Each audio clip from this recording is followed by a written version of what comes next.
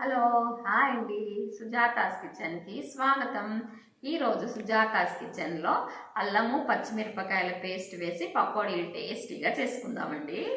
పకోడీలు తయారు చేయడానికి నేను 3 ఉల్లిపాయలను తీసుకున్నాను. వీటిని ఈ విధంగా సన్నగా పొడవుగా కట్ చేసుకుంటున్నాను. 8 పచ్చిమిరపకాయలు తీసుకొని నేను ఈ విధంగా కట్ చేసుకున్నాను.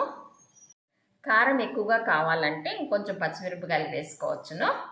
1.5 ఇంచు అల్లం క్లీన్ చేసుకొని ఈ విధంగా కోసి పెట్టుకున్నాను. పచ్చిమిరపకాయలు అల్లాన్ని నేను రోట్లో వేసి పేస్ట్ చేస్తున్నాను. ఈ విధంగా తయారు చేసుకున్న పేస్ట్ని నేను ముందుగా కోసి ఉంచుకున్న ఉల్లిపాయ ముక్కల్లో వేస్తున్నాను. ఇప్పుడు దీనిలోనికి నేను కొద్దిగా ఉప్పు వేస్తున్నాను. ఉప్పు అనేది మీ టేస్ట్కి తగినట్టుగా వేసుకోండి. ఉప్పు అనేది కొంచెం తక్కువగా ఉంటేనే ఇవి బాగుంటాయి. దీనిలోనికి నేను 200 గ్రాముల శనగపిండి వేసుకుంటున్నాను. ఇప్పుడు ఈ పిండిని ఉల్లిపాయలు మనం వేసిన పేస్ట్లో కలిసేలాగా కొద్దిగా కలుపుకుందాము.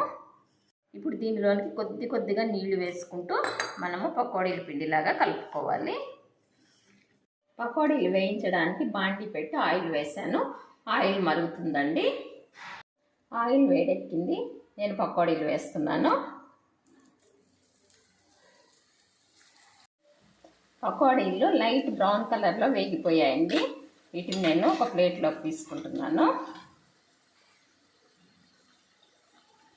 చూసారా, ఎంతో టేస్టీగా పకోడీలు రెడీ అయిపోయాయి. మీరు కూడా అల్లం పచ్చిమిరపకాయల పేస్ట్ వేసి పకోడీలు తయారు చేయండి, రుచి చూడండి. ఇప్పటి వరకు నా ఛానల్ సబ్స్క్రైబ్ చేసుకున్నట్లయితే నా ఛానల్ని తప్పకుండా సబ్స్క్రైబ్ చేసుకోండి. నా ఛానల్ని లైక్ చేయండి. Thank you.